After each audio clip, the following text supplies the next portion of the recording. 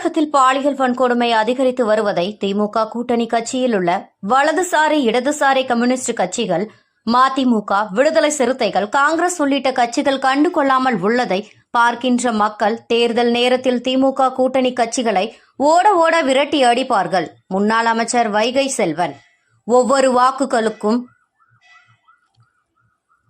வாக்குகளும் நமக்கு மிக முக்கியம். திமுக காரன் கள்ள ஓட்டு போடுவதற்கே பிறந்தவன். தேர்தல் நேரத்தில் எல்லா திருட்டு வேலைகளையும் திமுக காரன் செய்வான். வி. சோமசுந்தரம் திமுக கட்சியை கடுமையாக சாடினார். ஆரம்பிக்கப்பட்டு 52 ஆண்டுகள் ஆனாலும் கூட பல்வேறு தேர்தல்களை சந்தித்து இந்த இயக்கம் சுமார் 32 ஆண்டு காலம் ஆட்சியிலே இருந்த இயக்கம். அந்த அளவுக்கு இங்க இருக்கிற எல்லாமே உள்ளாட்சி தேர்தலை நீங்க சந்திச்சிருப்பீங்க, பொது தேர்தலை சந்திச்சிருப்பீங்க, அதே போல நாடாளுமன்ற தேர்தலை சந்திச்சிருக்கிறோம். ஏன் இடைத்தேர்தலிலே ஒரு மகத்தான வெற்றி பெற்றிருக்கக்கூடிய இயக்கம் அதிமுக. உங்களுடைய உழைப்பாக ஒவ்வொரு வாக்கும் நமக்கு மிக மிக முக்கியம். ஏன்னா திமுக காரன் கள்ள ஓட்டு போடுவதற்கே பிறந்தவன். எல்லா திருச்சி வேலையும் திமுக காரன் செய்வோம்.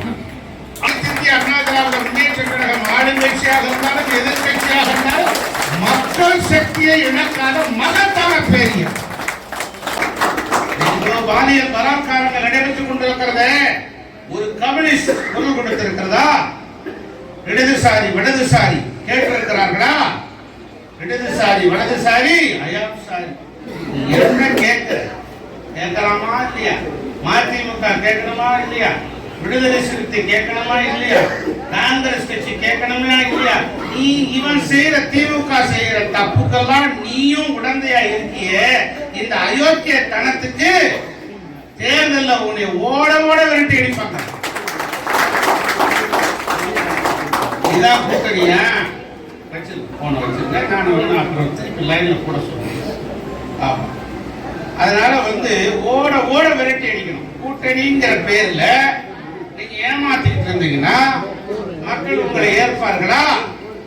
அண்ணா திராவிட முன்னேற்ற கழகம் மட்டும்தான் இந்த மக்களுக்காக போராடுகிற இயக்கம்.